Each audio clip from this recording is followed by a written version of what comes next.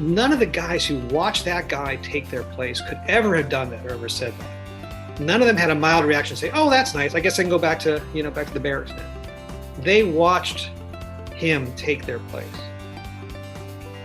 and that's the essence of substitutionary atonement that grips you and says, "Wow, it's not a mild thing." None of those guys could ever be unaffected by it, and that's the way I feel about the gospel now. I can't be unaffected by it. Jesus died the death I should have died, paid my price. Welcome to the Gospel Addict podcast. I'm your host, Greg Bryan. This is a podcast containing content of people whose lives are addicted to the gospel of Jesus. What is the gospel? The gospel is the good news that the everlasting and ever-increasing joy of the never-boring, ever-satisfying Christ is ours freely and eternally by faith in the sin-forgiving death and the hope-giving resurrection of Jesus Christ. Thanks so much for listening.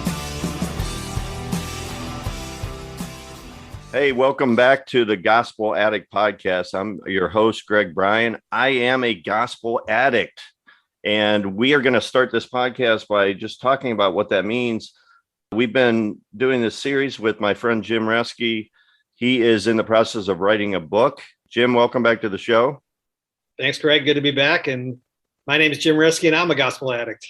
We actually have a third voice on the show, and I'm so excited for you guys to meet my good friend Jordan Davis. Jordan, why don't you take a minute and introduce yourself? Tell us why you think maybe you're a gospel addict. Hey, Jordan. Yeah, I'm glad to be here. I think I'm a gospel addict, though I would not have probably always called myself a gospel addict. Maybe I'm new to that term, but I knew Jesus from a young age and made a commitment to following him at a young age, and still struggled with what that looked like through most of my life. As I got to high school and college, I started to get discipled by a guy in the Navigators named Andrew Jarvie, and that had a significant impact on what my life looked like, and what it looked like to be a gospel addict. To be, I think for me, to being dependent on God's word, being dependent on the sacrifice of Jesus, and being reliant on that has shaped my life. And hopefully my witness since the end of high school, early college. I think I could call myself a gospel addict since then. That's awesome. Well, we're gonna keep fleshing that out, what it means. And I'll tell you, Jordan and I served together in ministry. I'm super excited that you're on the show with us, and we kind of want you to be sort of a third voice. And as Jim and I talk about, topics from his book, we want you to feel free to interject your comments or questions as we go along. And so, hey, Jim, some good news. Since the last time we published an episode, we now have listeners in Brazil. Welcome, Brazil. So listen, we've got people listening to the Gospel Addict podcast in Ireland, in Germany, in Australia, and in Brazil. And of course in America, but we just take America for granted. Yeah, we probably shouldn't. But the Gospel Addict podcast is not just for Americans. It is for people all over the world. Well, and so the gospel. Yeah. So that's why, Jim, let me ask you this. What does being a gospel addict mean to you? Well, we talked about a little bit in the first podcast, but I'm a little bit like Jordan. I was raised in a Christian home, and then I made a decision when I was 14 to really follow Christ. But I think when the gospel started really sinking into my heart, and I'm still working on it, still understanding it. But when it started sinking, it was probably my early 30s. And that's when I felt like I was born again.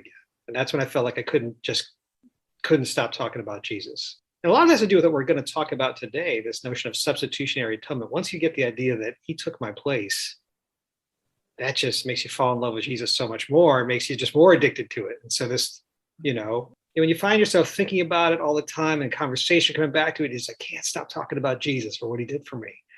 That's what makes me feel like a gospel addict. So I'm a lot worse things in this world to be addicted to, right? So I'm pretty happy to be addicted to the gospel. Yeah, you know what? Addiction is an issue in every country, and you can get addicted to a lot of different things. I mean, from sugar to cocaine or whatever. And when we talk about, I'll just explain, like when when I think about being a gospel addict, what it reminds me is that the gospel is not just for the unbeliever. Yeah. Because for a long time in my early Christian life, once I became a believer, I thought, okay, now the gospel is for the unbeliever. Being a gospel addict for me is a reminder that the gospel, I need the gospel just as desperately as an unbeliever, that we never move beyond the gospel. The gospel is not the ABCs of the Christian life, as Tim Keller would say. Right. It's the A to Z. We never get beyond it. And that's what makes me excited about your book. And I know some of the content in your book, and, you know, you talk about these 5 S's of the gospel, and when it gets published, it might change because, you know, editors have their way, and, Right. you know, so there may not be 5 S's. It might be, you know, 3 Z's or something, you know, Right. although I've never heard of 3 Z's, but Sleeping. Yeah, I was going to say sleeping. we don't want to put people to sleep. This is Jordan, are you snoozer. asleep? Jordan, are you awake? I'm awake. I'm awake. Okay, good. Yeah, if you fall asleep listening to this podcast, maybe that's a good thing. You probably need some extra Z's, you Mhm. know. So Take it in through osmosis. As you sleep, you just listen to the Gospel Addict podcast. Again, there you go. again, and again. That would be kind of hilarious if the Gospel Addict podcast became like the #1 sleeping podcast that people would listen to. Our voices are so soothing Right. that people fall asleep when they listen to us. Greg, you need a new intro. You need to say, "Welcome to the Gospel Addict podcast." Very Yes. Progressively throughout the whole thing, we get softer and softer. Right. Turn the volume down. Just put some ambient music in the background. People will love it. Well, we'll have to ask our listeners to give us some feedback. Hopefully that's not the outcome. That's not what we're going for. We're actually hoping you pay very close attention to what we say. And so let's turn to some serious stuff. Hey, before you do, I just thought of something with when you're talking about everyone's got addictions. Maybe there's someone out there that's searching, they stumble on a podcast because they search on Spotify or something just for the word addict. They're struggling with something. They're thinking about addiction and they're seeing if there's some self-help advice out there, and they stumble on the gospel app. They say, what in the world could that be? And, maybe the Lord uses it that way, and someone takes a different tack. They're looking for something else and they come to hear about the gospel. That would be great, because we believe the gospel is the best news ever.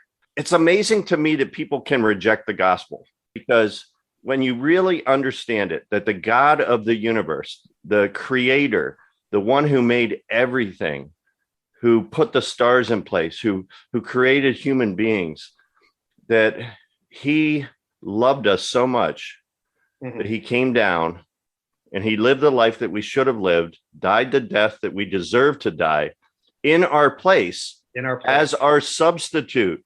Amen. Which is actually what we're going to talk about today. So let's start with Jim, when we talk about substitution, what are you talking about? Yeah, sure. So this is one of the S's that we talked about. We said, after hearing all this great gospel messages from Tim Keller and the Gospel Coalition and others, you can hear this again and again. The themes of the gospel keep coming out, and they can be kind of summarized in these words that all start with the letter S. And that's what we're doing now. There was substitution, we'll talk about in a minute, standing, sequence, scale, and then that cutesy word I use for the 2-line illustration is splitness. To say that the gospel is better illustrated with an illustration that is not 1 line, but is 2 lines. And we talked about that last time, so we don't need to go over all that again. But those are just the notion that, hey, if you study the gospel long enough, you realize it really boils down to those concepts. And if you can grasp those, you can be miles ahead in your Christian life just through looking at 4 or 5 words that start with the letter S. Okay, so last time we dipped into substitution a little bit, because there's this really, I want to say classic verse, but that's kind of a strange way to describe a Bible verse as a classic, but I'm going to do it anyway. And it's 2 Corinthians 5:21, where it says, God made him who had no sin to be sin, so that in him we might become the righteousness of God. I think I quoted that correctly. But it's the idea that Jesus became sin and took our sin on him and then gave us his righteousness. Right. That's part of the substitution concept. So Jim, expand a little bit more, like when your chapter on substitution, what are some of your thoughts? Yeah, so here, right. So it's striking when you read that verse. And I remember I heard this somewhere that the translators, when they're translating that verse, or people when they first heard it, you can read along in 2 Corinthians, there's a lot of good stuff there. You hear he hit that verse and it just jumps off the page. Oh my gosh, that's amazing. That's the inspired word of God, right? He made him who knew no sin to be sin on our behalf. And it's kind of striking that it talks that way, because even the use of the language is not that, it doesn't say that he just made Jesus more sinful. In other words, we were becoming sinful, so Jesus became sinful on our behalf. He became sin. And that's kind of what I want to riff off of today and talk about that. And it goes along with the other really classic verse on this, and Jordan, maybe you have that handy, which is Galatians 3:13. Yeah, give me 1 second here. Yeah, Christ redeemed us from the curse of the law by becoming a curse for us. For it is written, cursed is everyone who is hanged on a tree. Right. Cursed is everyone who hangs on the tree. So he became a curse for us. So 2 Corinthians 5:21 says he became sin. It just becomes sinful. He became sin. And this one says in Galatians, he became a curse. He wasn't cursed for us. It wasn't like God said, you people have all sinned, and so here I'm going to take my son and curse you. Instead, he became a curse for us. So you say, well, what in the world does that mean? Because it's not just a subtle difference. And those are really two cornerstone verses in the New Testament anyway, that talk about substitutionary atonement. If we have time, we'll look at like Isaiah in the Old Testament. But those are really cornerstone verses. So it's not the language you'd expect.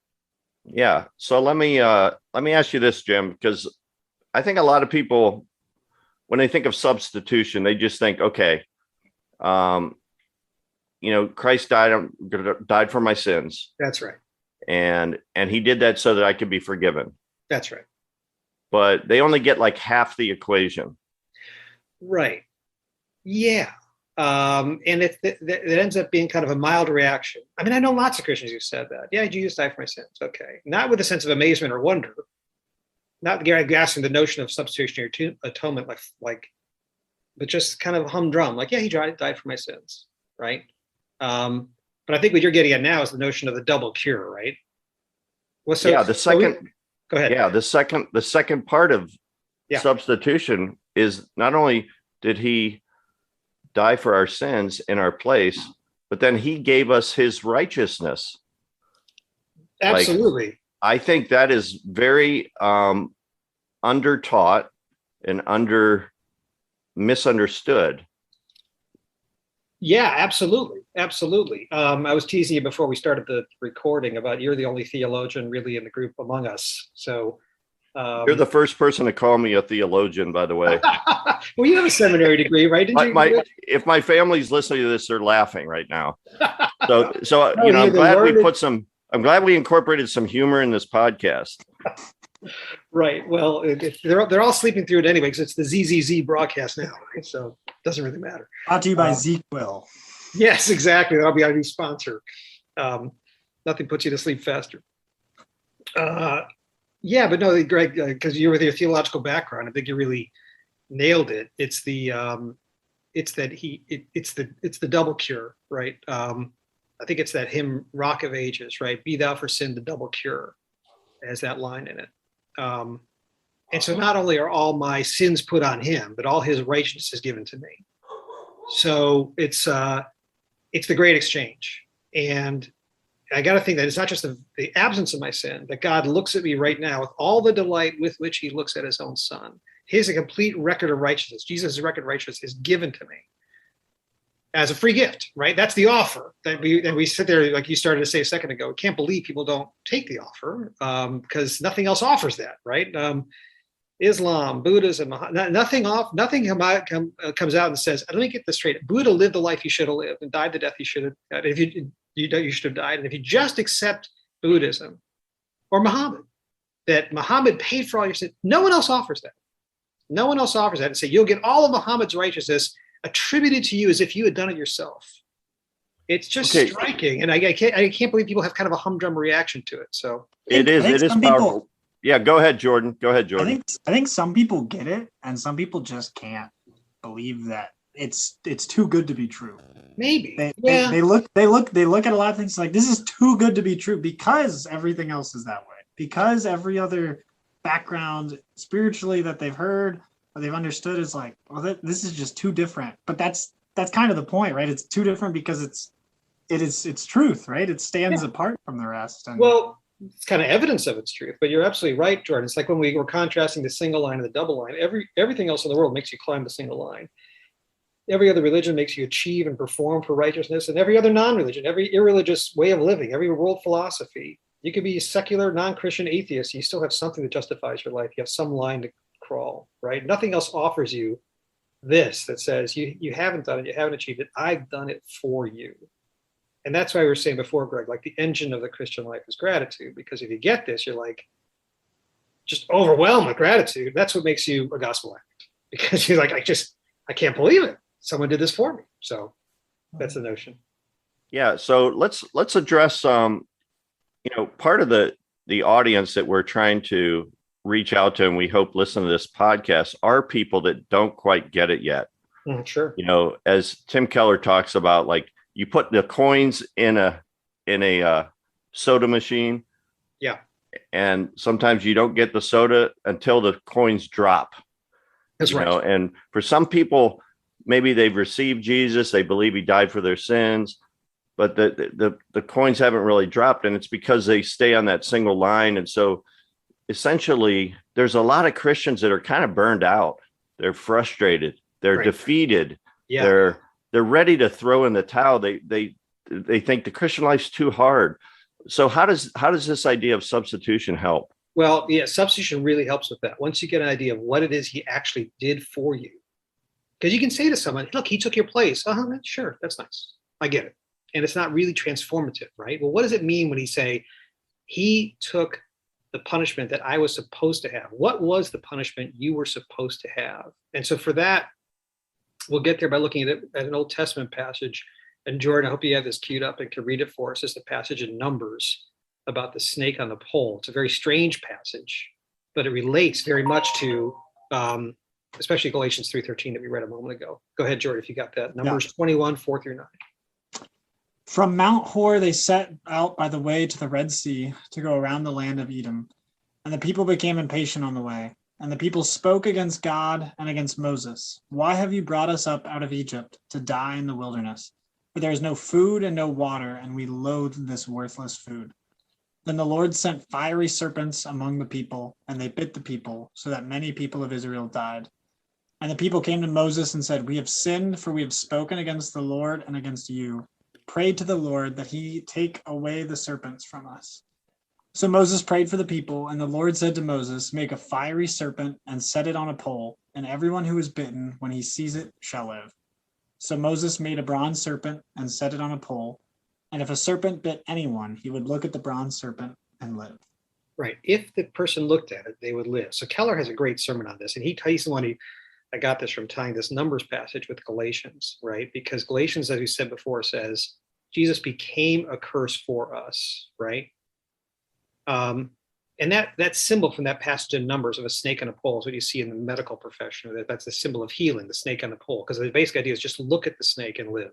And Keller makes the point very eloquently that you didn't have to do anything. You just had to look at the pole and you would live. And this is like what you were saying before, Greg. Not everyone looks at the pole. Not everyone looked at the pole. It says in the passage, it doesn't say, and they all looked at the pole and they were fine. It said, if someone looked at it, they would live. But believe it or not, there are people there, dying, who said, I'm not going to do it. I'm just not going to look at the pole. I refuse. I'm just not. All you have to do is look. You don't have to actually lift a finger. And it's a beautiful symbol of the gospel, right? Because you say, Jesus is the one lifted on the pole for you. All you need to do is accept the offer. You don't have to do anything to have it. It's a free gift. Just look. I ain't going to do it. Not going to do it. But those who did looked at it. So that's one mystery. Another mystery is why a serpent on a pole? So if this is supposed to represent Jesus, why isn't it like a dove on a pole or something? I don't know. What's a cute animal? A koala bear? Well, for our, something sweet, something nice. That might actually help our audience in Australia. We Right. use Australian animals. A kangaroo So- on a pole. Platypus. A platypus. Right. Just look at the platypus and thou shalt live. I don't know if platypuses are like cute or cuddly. They're just I don't know. It would help. I mean, this is a serpent. So, I mean, look, the people then would have said the serpent, isn't that like from the Garden of Eden? I mean, it's a symbolic representation of Satan. Like why would the thing you wrap on the pole that you're supposed to look at to get healing be a serpent of all things, right? Yeah. So what are your thoughts on that? Well, that's the whole point that in Galatians 3, Jesus isn't cursed for us. God doesn't look at Jesus wagging his finger, bad Jesus, I'm going to make you pay for all their sins, and you're cursed. Jesus becomes sin for us. He becomes sin.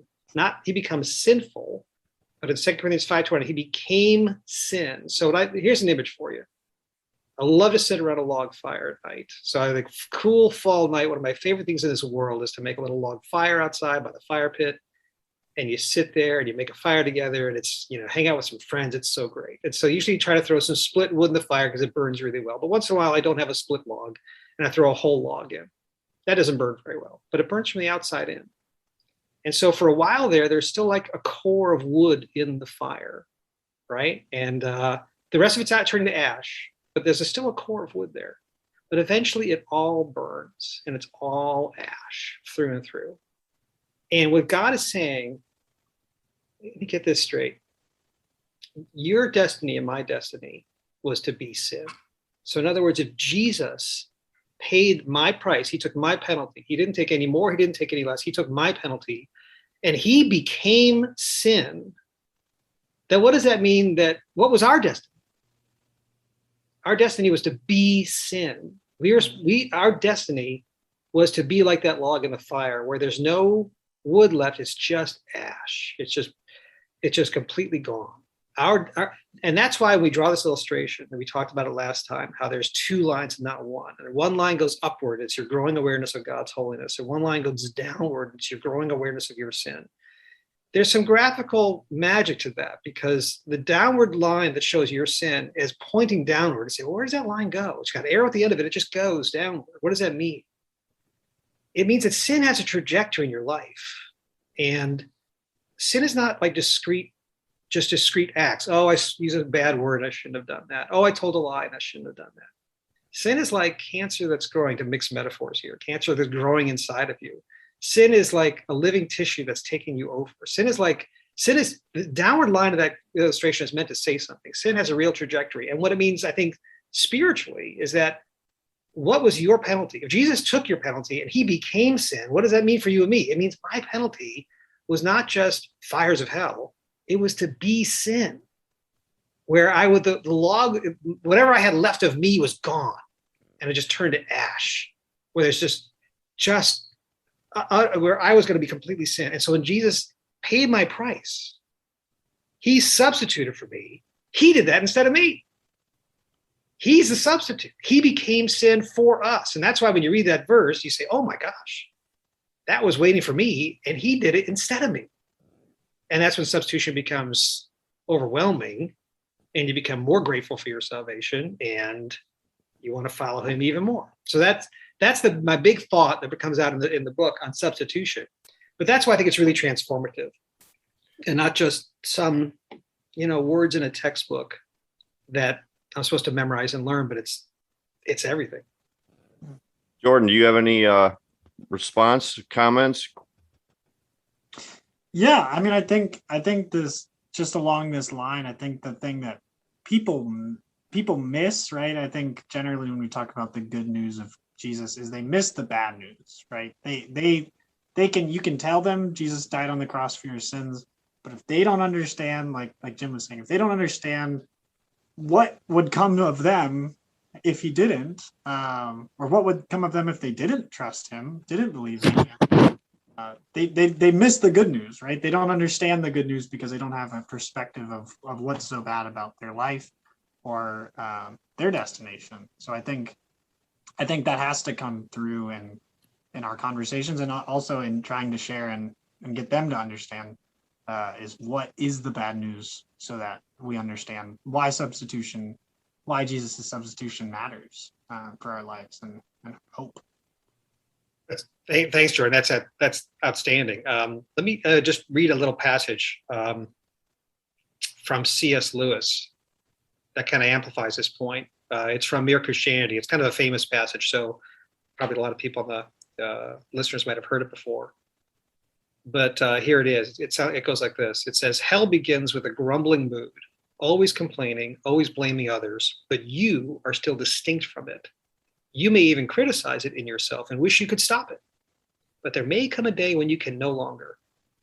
There will be no you left to criticize the mood or even to enjoy it, but just the grumble itself, going on forever like a machine. It is not a question of God sending us to hell. In each of us, there is something growing which will be hell unless it is nipped in the bud." You know, I remember reading that Mere Christianity. I think I was 14 years old. That's probably the echo of that passage that made me, because that really struck me at the time. To think about that and understanding that as a way to understand what our destiny was, is to be like the grumble going on forever and ever, like a machine. And by the way, you don't have to be a Christian to see this. You see lots of bitter old people that are like, maybe they're not believers, maybe they are, whatever the case in life, but you know, the sins that you have, you know, and Jordan, I think you're like just out of college and you're, you know, it's so nice, right? Wait till you get to my age and, you know, the things that were kind of mildly tolerable and your friends would laugh about it. You know, you see, maybe you're a little selfish and you didn't pick up the check. Oh, that's kind of funny. Like the selfishness, whatever it is. By the way, Jordan, I think you're not like that. Just for our listeners, for clarity, I'm sure you always pick up the check and you're a great guy. But I'm saying the little habits you have that might be funny when you're in your 20s, they get deeper and deeper in your life. And everyone knows when you get in your 50s and 60s and whatever, the little things become worse and worse over time. It's like if you're shooting an arrow and you're a quarter inch off with the start, by the time it gets to the target, it's way, way off. And that's a good. Yeah, go ahead. Oh, that's a good analogy. So part of what we're saying here is you can't really grasp the good news of Jesus until you understand the bad news of just the depth of our sinfulness. What a great way to say it. And I think that a lot of people, part of our problem, and I can relate to this, is that we think we're good guys. That's right. Like I feel that way a lot of times because like I've never done drugs. I've never actually been drunk in my life. Mm-hmm. You know, and I think I'm a good guy, you know, but the problem is, but I'm aware of the depth of my sinfulness in my heart. I know it's by the grace of God, you know, that I'm not addicted to something that would be harmful and such. Jim, I want to, in your book, you mentioned this story. You say substitution is what makes World War II, the World War II story about the missing shovel so moving. Oh. What is that story, the missing shovel? Yeah. So again, Keller uses this as an illustration in one of his sermons. So it struck me that I then researched it. It actually was a book written by a guy who came through World War II in the Pacific Theater. It's a true story.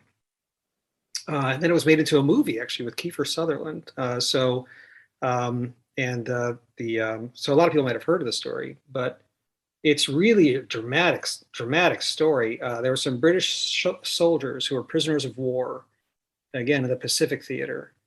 And they talk about, the guy who survived it and wrote about it, talked about the early life in the camp, how it just became complete survival of the fittest. With just brutality and every man for himself. And, you know, nothing, just horrible conditions as you can imagine in being a prisoner of war. And he talks about one scene where they had a work detail. There were 12 guys going out, and they came back, and you know they had their shovels for their work detail. And they came back, and the young Japanese guard, was guarding them. Counted up the shovels, routine way. There are only 11 shovels, and that's a real problem in a prisoner of war camp because a shovel could be used to dig an escape tunnel, could be used as a weapon. And so this Japanese soldier, to hear the story being told, starts just going berserk. And he doesn't really know English, right? So he does start saying, "I'll die, I'll die, I'll die." he's just pointing his gun at people. And so so he goes to the first guy in the line. They're all standing there, stone faced. No one's saying anything. Goes to the first guy, puts the gun right to his temple. And right at that moment, one of the other guys in line, one of the British soldiers, steps forward and says, "I did it."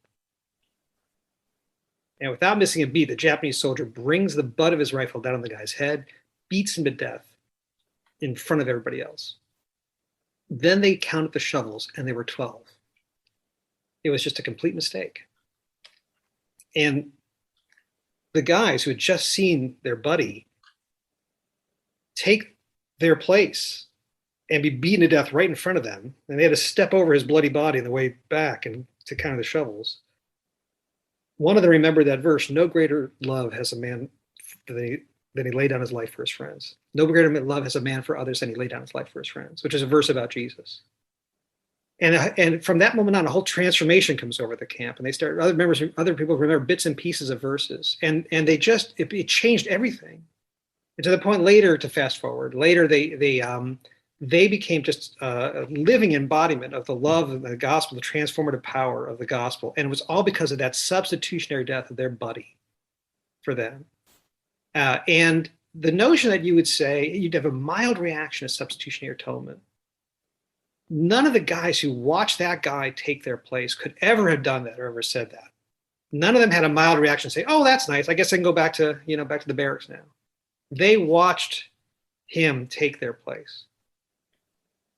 And that's the essence of substitutionary atonement that grips you and says, "Wow, it's not a mild thing." None of those guys could ever be unaffected by it, and that's the way I feel about the gospel now. I can't be unaffected by it. Jesus died the death I should have died, paid my price. Yeah. So when you see an innocent person like that, right, doing that, and that was, that was minuscule compared to what Christ has done for us. Yeah. And so, hey, is there anything else? We're about ready to wrap this session up on substitution. The next time we're going to talk about which S. Oh, we might. I'm not sure which one. Oh, that's right. We might talk about some objections. We might stop because I'm worried that people say they hear the other one if they listen to it and they said, "Yeah, that doesn't quite click yet. I'm not buying it." And I've heard that from people. Most people, when you share the two lines, they go, "Wow, that's amazing," and it's the penny drops, and that's a way to understand the gospel. That's why it's important to get this message out. But for some people, they say, "Yeah, no, I don't think so." So we'll take an episode and we'll just talk about some common objections or things that reasons why people struggle with this idea. Jordan, is there anything you want to share, about the power of, the substitution of Christ in your life? I think one verse that comes up, it kind of puts the not only in just the act of believing, but also in the transformation that it's meant to have. It makes me think of 1 Corinthians 6:20. It talks about I'll read 19 and 20. It says, "Do you not know that your body is a temple of the Holy Spirit within you, whom you have from God? You are not your own, for you were bought with a price. So glorify God in your body." And I think just that realization, it's like, you can't see like this shovel story. You can't see somebody sacrifice themselves for you like that, and then turn around and just keep doing the same thing that you've done. Like there's a point where you go, okay, now what do I do with that? What does my life look like as a result of that? And I think that stands out to me as we're having this discussion. That's powerful. Jim, one last thing. A lot of people, when we talk about the substitution, they talk about this concept called the Great Exchange. How does that factor in? And I think we've already discussed it, but kind of bring it all together and talk about, your final thoughts on substitution, that it's more than just forgiveness. Yeah. Because a lot of times we just think, oh, Jesus died on the cross. He substituted himself for me, so I'm forgiven. Mm-hmm. But that's just half of it. Yeah. And so we talk about the Great Exchange, and then maybe if you have any thoughts on why that is so important just in living the Christian life, that it frees us from guilt. It frees us from pride. Yes, it frees us from guilt and pride because all my guilt, all my sins taken away, nothing to be guilty for, and my righteousness doesn't come from me at all, so I have nothing to be proud of. Look, the great exchanges, and we use words like the great exchange and double cure. We do have to be careful because we can use them with some familiarity, and people say, "I've never heard that before. What are you talking about?" And that is a notion, to be really clear, that it's like a legal transference. When you become saved and you accept Jesus Christ in your heart, and you become a Christian, all your sins at that moment are transferred to him, and all of his righteousness is transferred to you. We'll probably talk more about this when we get to the concept, the other as standing, but it's that legal transference almost that God says, that is what is on offer. That's what I can give you right now. If you want to become a Christian and follow me, you're all your record completely wiped clean, but all of his record given to you. That's the great exchange. It reminds me, I've heard of it described this way as if you were to look at a ledger, that our debt is we're in the red as regards God due to our sinful nature, and that is wiped, not only brought up to an even balance, but it's also credited in our favor. So we go from red to what black is even to green. And yeah, it makes me think of the unforgiving servant who's forgiven 10,000 talents by the master. Right. And like, that's the debt that we're forgiven, and almost in the same way, the credit that we're also given on the other side. That's a great one. And we'll talk about that when we talk about scale, because that's a great story for the whole concept of how our sense of scale is way, way off, right? We don't get the depth of it. But you really bring up a great point. It's like if that story was, taken to its logical conclusion in the gospel, you say not just 10,000 talents wiped away from your debt, you're the red, but given to you as well, right? That's listen. Thank you, Jim, and thank you, Jordan, for your time. Let's stop there. And for those of you who are still kind of struggling or maybe confused with what we're talking about, the next podcast we're going to discuss some common objections. You're not the only one who's confused. This can be a challenging concept. Stay tuned, and I hope you check out our next episode coming soon. With that, I will say I'm Greg, and I'm a gospel addict. And I'm Jim, and I'm a gospel addict. And I'm Jordan, and I'm a gospel addict. All right, we'll catch you next time.